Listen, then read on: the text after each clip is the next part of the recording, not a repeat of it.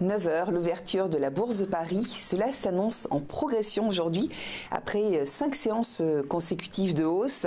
Hier, l'indice CAC 40 terminait en hausse de 0,67% à 5523,94. Nous allons tout de suite justement regarder ce qui se passe à l'ouverture avec Christophe Douane, consultant indépendant by Trading. Bonjour Christophe.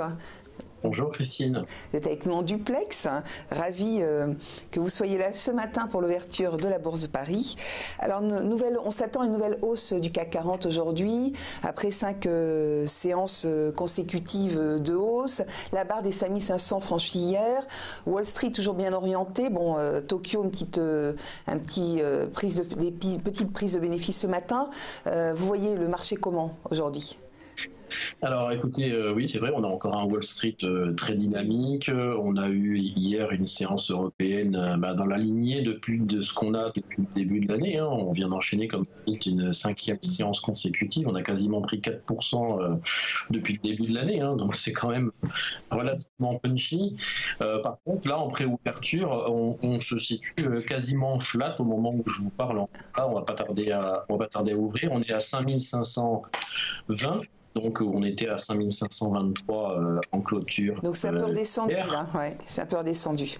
On est plutôt flat aujourd'hui et ça s'explique un petit peu techniquement puisque en fait 5523 qu'on a touché hier, c'est le haut du dernier niveau qu'on a retrouvé au mois d'octobre début novembre. Donc ce premier tour de la présidentielle qui avait donné un petit peu le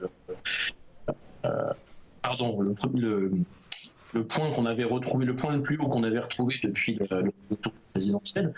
Donc ce 5523, c'était un petit peu un repart.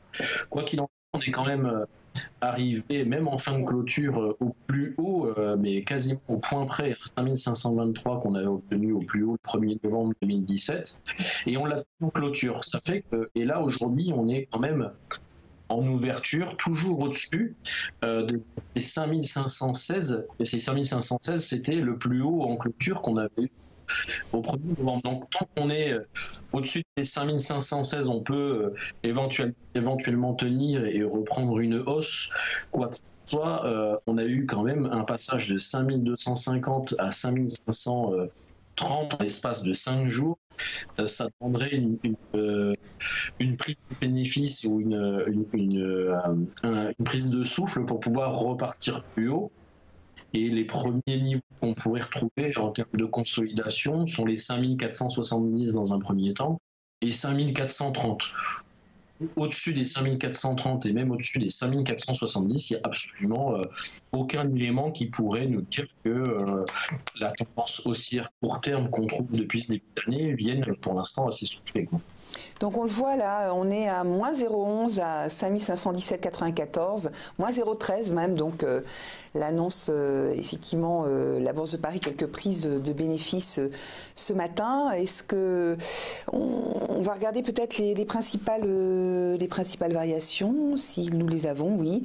Nous avons Capgemini, BNP Paribas, donc Capgemini plus 1,15, BNP Paribas plus 0,14, Legrand plus moins 0,03 Legrand, donc il s'effrite un peu.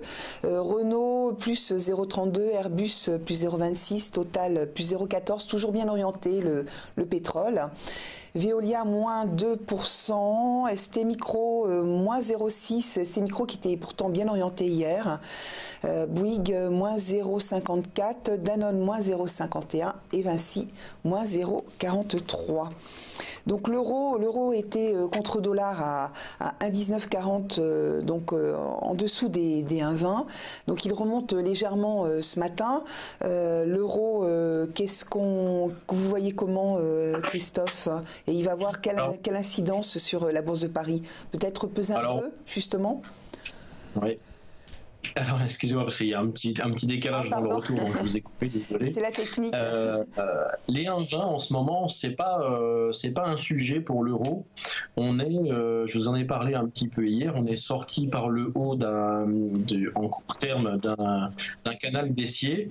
On est venu le casser à la hauteur des 1,19. et on avait un précédent sommet à 1,1940.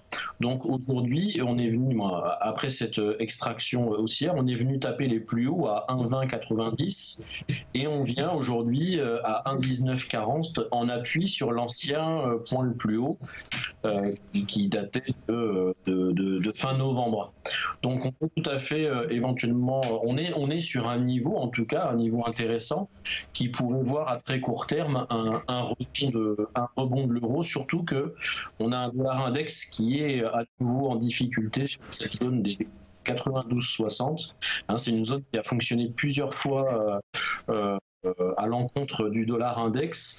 On est venu casser cette zone en fin d'année. On revient en contact, mais ça reste une résistance importante et donc potentiellement une zone de support pour une zone de résistance qui ferait un support pour l'euro, et on pourrait éventuellement sans problème voir un euro repartir en direction des 1,2080, 1,21 dans un premier temps, sans que ça change que ce soit en termes de dynamique, que ce soit au niveau euro ou au niveau dollar index.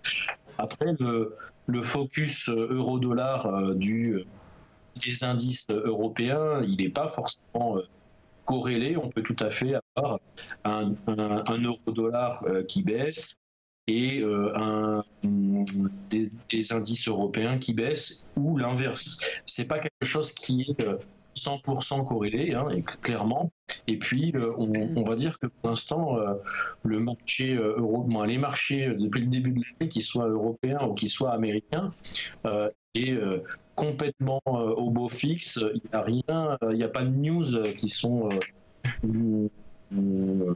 focus pour l'instant, qui voudraient modifier pour l'instant le cours de cette hausse, hormis des éléments techniques de consolidation et de prise de bénéfices pour pouvoir partir plus haut, quoi. Donc effectivement, on constate qu'aujourd'hui, quelques prises de bénéfices sur le CAC 40, moins 0,17%. Bon, ça reste quand même limité, à 5514,63. Donc ce ne serait pas la remontée de l'euro qui jouerait. Peut-être on peut surveiller cet après-midi les stocks de pétrole américain.